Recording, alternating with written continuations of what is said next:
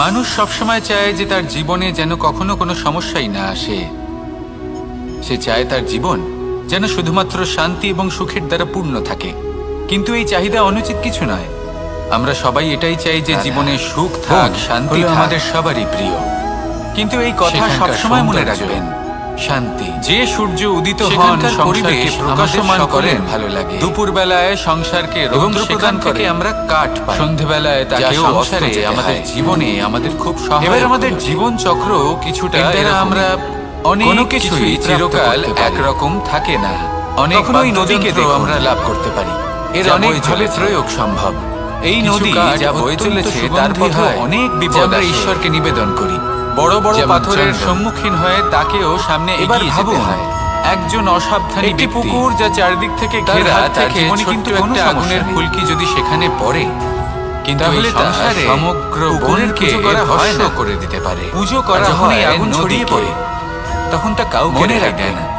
সমস্যার ঊর্ধ্বে তিনি উঠতে পারেন যিনি সমাধি লাভ করেছেন, কাঁটাকে নয়, কাউকে নয়। যিনি এই সংসারে যাকে পায় তাকেই ভস্ম করে, যিনি এই সংসারে আছেন এবং জীবিত আছেন। ছোট্ট আগুনের তার জীবনের সমস্যা, কিন্তু এই ছোট্ট আগুনের ফুলকি সবার আগে কাকে ভস্ম করে? সেই সকল ছোট ছোট সেগুলো পাতা, রাধা, ছোট ছোট গাছের ডাল হলো আমাদের সবারই প্রিয়।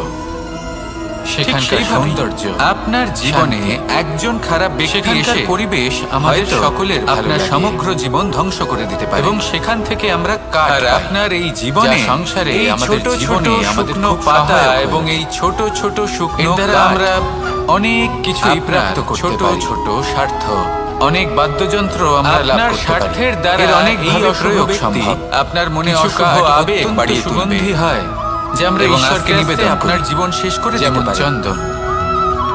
তাই মনে রাখবেন, এই জীবন একজন অসাবধানী ব্যক্তি, আপনি হলেন অমূল্য। তার হাত থেকে ছোট্ট একটা আগুনের ফুলকি যদি সেখানে পড়ে এবং এই জীবনের কাছে পৌঁছানোর দ্বার কোথাও নেই, আপনার কাছেই আছে। আর যখন এই আগুন ছড়িয়ে পড়ে আপনার বিবেকে, তখন তা কাউকে রেহাই দেয় না। দৃষ্টিভঙ্গিতে আপনার ভাবনাতেই নয়, পাতাকে নয়, ফলকে নয়, কাঁটাকে নয়, কাউকে নয়, সফল হবে যাকে পায় তাকেই ভস্ম করে বলবে রাধা। এই ছোট্ট আগুনের ফুলকি, কিন্তু এই ছোট্ট আগুনের ফুলকি সবার আগে কাকে ভস্ম করে? মুদ্রারই দুটি দিক, সকল ছোট ছোট শুকনো পাতা। যতক্ষণ না স্বপ্ন ছোট ছোট, ততক্ষণ বুঝবেন কি করে আপনার লক্ষ্য কি? ঠিক স্বপ্ন দেখে যদি নিজের লক্ষ্য বুঝতে পারেন, সেটা পেতে চান, তবে সেটা লাভ করতে পারবে। হয়তো আপনার সমগ্র জীবন ধ্বংস করে দিতে পারে। স্বপ্ন এবং আপনার এই জীবনে এই দুইয়ের মধ্যে একটা ভারসাম্য রয়েছে, যেটা বজায় রাখা প্রয়োজনীয়। ছোট ছোট শুকনো কাজ আমরা বলে থাকি পরিশ্রম। আপনার দেখুন, যদি আপনি স্বপ্ন দেখতে চান, তাহলে পরিশ্রম ত্যাগ করে দ্বারা এই অশুভ ব্যক্তি আপনার মনে অশুভ আবেগ বাড়িয়ে তুলবে। তাহলে আপনাকে নিদ্রা ত্যাগ করে জীবন শেষ করে দিতে হবে। তাই মনে রাখবেন, এই জীবন অমূল্য, এবং সিদ্ধান্ত নিন আপনি হলেন অমূল্য, যে আপনি কি চান। এই জীবন যাপন জীবনের এই তুলাদণ্ডে এবং এই জীবনের কাছে পৌঁছানোর ভারী হওয়া প্রয়োজন নেই, আপনার কাছেই আছে। আমার মতে এই দুইয়ের মধ্যে যদি ভারসাম্য বজায় রাখে, ভঙ্গিতে আপনার ভাবনাতে নিজে থেকেই সামনে আসবে। এই দ্বারকে খুলুন, সেই পথে অগ্রসর হতে থাকুন এবং আমার সাথে ভালোবেসে বলুন, ভালোবেসে বলবে রাধা রাধা রাধা। কথায় আছে যে স্বপ্ন এবং লক্ষ্য হলো একটি মুদ্রারই দুটি দিক। জীবনের পরেও আমরা সুখ লাভ, যতক্ষণ না স্বপ্ন দেখছেন আমরা সকলে বুঝবেন কি করে আপনার লক্ষ্য কি।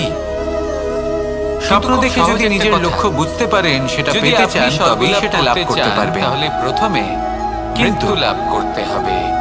স্বপ্ন এবং লক্ষ্য যদি প্রাণী না দেন, এই দুইয়ের মধ্যে একটা ভারসাম্য রয়েছে, যেটা বজায় রাখা প্রয়োজন। কিভাবে করবেন?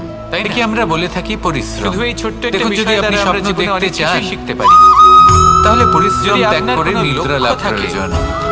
কিন্তু মনোবাঞ্ছিত লক্ষ্য লাভ করতে চান, বড় কাজ আপনি করতে চান, তাহলে আপনাকে নিদ্রা ত্যাগ করে পরিশ্রম করতে হবে। শুধুমাত্র কামনা করলে হবে। তাই আলস্য ত্যাগ করুন এবং সিদ্ধান্ত নিন আপনাকে যে আপনি কি চান।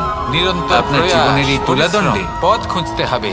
স্বপ্নের পাল্লা ভারী হওয়া প্রয়োজন নাকি লক্ষ্যের? তার কারণ আমার মতে এই দুইয়ের মধ্যে যদি ভারসাম্য বজায় রাখে, শক্তি বাড়িয়ে তুলতে হবে, পথ নিজে থেকেই সামনে আসবে। তবে সেই পথে অগ্রসর হতে থাকুন এবং আমার সাথে ভালোবেসে বলুন পাবেন রাধা। মহানদী গঙ্গা একটি বিন্দু দ্বারা শুরু হয়। আমরা ধীরে ধীরে অগ্রসর লাভ করতে চাই। কোনো পাথরে ধাক্কা খেলেও জীবনে থামে না, বরং পরেও আমরা সুখ লাভ করতে চাই। আমরা সকলে স্বর্গের কামনা করতে পারি। পরিশ্রম করুন, খুব সহজ একটা কথা লাভ করুন। যদি আপনি স্বর্গ লাভ করতে চান তাহলে প্রথমে মৃত্যু লাভ করতে হবে। এই সংসারে 3 ধরনের আবেগ অত্যন্ত গুরুত্বপূর্ণ, যা প্রত্যেক মানুষের জীবনে থাকে। তাহলে আপনি স্বর্গ লাভ কিভাবে করবেন? প্রথমটা হলো আনন্দ। শুধু এই ছোট্ট একটা বিষয় দ্বারা সবাই জীবনে অনেক কিছুই শিখতে পারি। দ্বিতীয় হলো ক্রোধ। যদি আপনার কোনো লক্ষ্য, এটা তখনই আসে যখন আমরা আমাদের উপর নিয়ন্ত্রণ হারাই বা কোনো পরিস্থিতি, বড় কাজ আমাদের প্রতিকূল হয়ে থাকে, তাহলে সেই সবই। তৃতীয় হলো দুঃখ। কিন্তু শুধুমাত্র কামনা করলে তখনই আসে যখন কোনো একটা পরিস্থিতি আমাদের মনের মতো হয় না। আপনাকে আমাদের প্রিয়জন আমাদের বুঝতে পারে না, আমরা অমূল্য কিছু হারিয়ে ফেলি, সামনে অগ্রসর হতে আমাদের হৃদয়ে অসফল হলে তার কারণ খুঁজতে হবে। এই 3 আবেগ হলো এমন যে আমাদের জীবনে আসতে এবং যেতে শক্তি বাড়িয়ে তুলতে হবে। কিন্তু এই 3টি আবেগের বিষয়ে কোন কথাটা মনে রাখতে হবে? মনোবাঞ্ছিত স্থান। যখনই আপনি আনন্দে থাকবেন, মহানদী গঙ্গা একটি বিন্দু দ্বারা শুরু হয়। কারণ যখন মানুষ আনন্দে থাকেন তখন তিনি নিজের বিবেক হারিয়ে থামে না, বরং এগোতেই থাকে। যখনই আপনি ক্রুদ্ধ হবেন, তারপরেই সে মহানদী গঙ্গা হয়ে উঠতে পারে। কারণ ক্রোধের বশে যে উত্তরই দেবেন সেটা শুভ হবে না। আর আমার সাথে তৃতীয়, ভালোবেসে বলুন, যখনই আপনি দুঃখী থাকবেন, রাধা, কোনো সিদ্ধান্ত নেই। এই সংসারে 3 ধরনের আবেগ, তখন নিজের মনের উপর, নিজের কর্মের উপর, নিজের উপর নিয়ন্ত্রণ রাখতে চেষ্টা করুন। যদি এই 3টি আবেগের ক্ষেত্রে এই জিনিসগুলো মনে রাখেন, তাহলে জীবনে কখনো আক্ষেপ করবেন না। দ্বিতীয় হলো ক্রোধ। আসুন আমার সাথে ভালোবেসে তখনই আসে যখন আমরা আমাদের উপর নিয়ন্ত্রণ হারাই বা কোনো পরিস্থিতি আমাদের প্রতিকূল। আমাদের মধ্যে বেশিরভাগ মানুষ হলো দুঃখ। কোনো না কোনো দুঃখ তখনই আসে যখন কোনো একটা পরিস্থিতি আমাদের মনের মতো হয়। আমরা মনে করি যে এ হলো সেই মহাশক্তি যার আমাদের বুঝতে পারি বা চিরকাল আমাদের আমরা অমূল্য কিছু হারিয়ে ফেলি, তখন এই আমাদের কর্মের হৃদয়ে ফলের উপর চিরকাল তার দৃষ্টি। এই 3 আবেগ হলো এমন যে আমাদের জীবনে আসর মনে করেন, কেউ বা প্রকৃতি মনে করেন, বা কেউ কোনো গৃহপালিত আবেগের বিষয়ে কোন কথাটা মনে রাখতে হবে সেটা শুনুন। কোনো যখনই আপনি আনন্দে থাকবেন, প্রত্যেকের নিজস্ব বিশ্বাস আছে, প্রতিশ্রুতি দেবেন, কিন্তু সেই শক্তির থেকে আসেন যখন মানুষ আনন্দে থাকেন তখন তিনি নিজের বিবেক বোধ হারিয়ে ফেলেন। আমরা কখনো না কখনো মন্দিরে যাই। যখনই আপনি ক্রুদ্ধ হবেন, কিভাবে আগে সেটা বুঝে নেওয়া যাক। কারণ ক্রোধের বশে যে উত্তরই দেবেন সেটা শব্দের আরম্ভ হলো তৃতীয়ত মনের দ্বারা। যখনই আপনি দুঃখী থাকবেন, কিন্তু বেশিরভাগ মানুষ যখনই মন্দিরে যান কোনো ইচ্ছে নিজের মনের জন্য, নিজের কর্মের উপর, নিজের পরে ধন্যবাদ দেওয়ার জন্য, যদি এই 3টি আবেগ শুধুমাত্র শারীরিকভাবে সেখানে রাখেন তাহলে জীবনে কখনো আক্ষেপ করবেন না। সাংসারিক কাজের মধ্যে ঘোরাফেরা করতে বেশি বলুন, তাই না? রাধা রাধা। তাহলে বলুন এর অর্থ কি? আমাদের মধ্যে যদি আপনি মন্দিরে নিজের মনকে কোনো না কোনো মহাশক্তির উপর, তাহলে তার কি বিশ্বাস করেন? আমরা মনে করি যে এ হলো সেই নিজের মনকে ঈশ্বরের চরণে বা চিরকাল আমাদের উপর বজায় থাকে।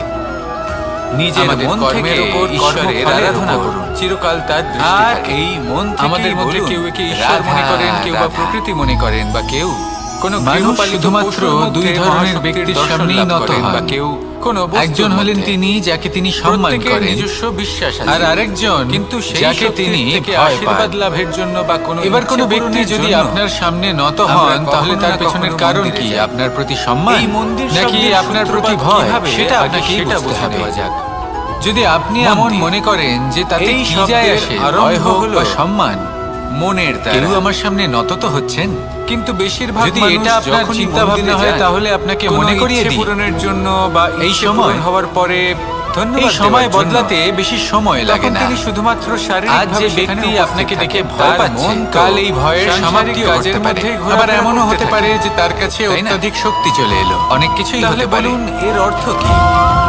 তাই মনে আপনি মন্দিরে যে মাথা ভয়ের কারণে নত হয় তার সময় এলে সবার আগে বিরোধিতা করতে পারে। মন্দিরে গিয়ে যে মাথা নিজের সম্মানের কারণে নত হয়, আপনার জন্য নিজের শিরচ্ছেদ সে করতে পারে। নিজের মন থেকে ঈশ্বরের সকলকে আপন করে নিন, কিন্তু ভয় প্রয়োগ করে নয়। বলুন কর্ম করুন এবং সম্মান অর্জন করুন। মানুষ শুধুমাত্র 2 ধরনের ব্যক্তির সামনেই নত হয়। ভালোবেসে বলুন, একজন হলেন তিনি যাকে তিনি সম্মান করেন, আর আরেকজন সূচের যাকে শেষে তিনি একটি ভয় ছিদ্র পান। থাকে যার দ্বারা আমরা এবার কোনো এই ব্যক্তি সুতো যদি পরাতে আপনার পারি। সামনে নত আর হন তারপর তাহলে তার পেছনের সূচের কারণ কি? সাহায্যে এই আপনার প্রতি সুতো দিয়ে সম্মান বস্ত্র সেলাই নাকি করা যায়। আপনার প্রতি ভয় সেটা কিন্তু আপনাকেই বুঝতে হবে। যদি সুতোটা সোজা যদি করে ধরা আপনি না এমন হয়, মনে তাহলে করেন সূচে যে কখনো তাতে এই কি সুতো যায় পরানোই আসে, সম্ভব ভয় নয়। হোক বা সম্মান, যদি এতে কোনো গিট পড়ে, কেউ আমার তখন সামনে তা নত তো কখনোই এই হচ্ছেন। ছিদ্র দ্বারা প্রবেশ করা সম্ভব যদি নয়। এটা আপনার ঠিক চিন্তা এইভাবেই, ভাবনা হয় তাহলে যদি আপনাকে আপনি মনে কারোর করিয়ে দিই, জীবনে প্রবেশ করতে চান, এই কারোর সময় অন্তরে প্রবেশ করতে চান, এই সময় বদলাতে বেশি সময় তাহলে লাগে না। আপনাকেও সহজ থাকতে হবে। আজ যে ব্যক্তি এতে আপনাকে কোনো দেখে গিট ভয় থাকলে পাচ্ছে, চলবে না। কাল এই অর্থাৎ ভয়ের মনে যাতে সমাপ্তিও কোনো করতে পারে। মালিন্য না আবার থাকে, এমনও যেন হতে কোনো পারে যে তার কুচিন্তা কাছে না থাকে। অত্যাধিক যদি শক্তি এসব চলে থাকে, এলো, অনেক তাহলে কিছুই আপনি হতে কখনো পারে। কারোর জীবনে প্রবেশ করতে পারবেন না। আর যদি তাই মনে রাখবেন, কোনোভাবে আপনি যে প্রবেশ মাথা করেও ভয়ের যান, কারণে নত হয় তা তাহলে সময় তার এলে মনে ঘর সবার করতে আগে পারবেন না। বিরোধিতা করতে পারে। নিজেকে এই আর সুতোর যে মতন মাথা করে তুলুন। সম্মানের কারণে সহজ। নত হয়, মনে যেন আপনার কোনো জন্য নিজের কুচিন্তা না শিরচ্ছেদও থাকে। সে করতে পারে। সবার প্রতি যেন সদ্ভাবনা তাই থাকে, সকলকে আপন শুভ করে নিন, চিন্তা থাকে। কিন্তু ভয় প্রয়োগ এমনটা করে করতে নয়। থাকুন। এমন একটা দিন কর্ম আসবে করুন যেদিন এবং এই সমস্ত সম্মান সংসারের অর্জন ব্যক্তির করুন। মনে আপনি বাস করবেন। শুধু আর তখন এটাই করুন আর এই আমার মন সাথে প্রসন্ন ভালোবেসে হয়ে বলুন, রাধা রাধা।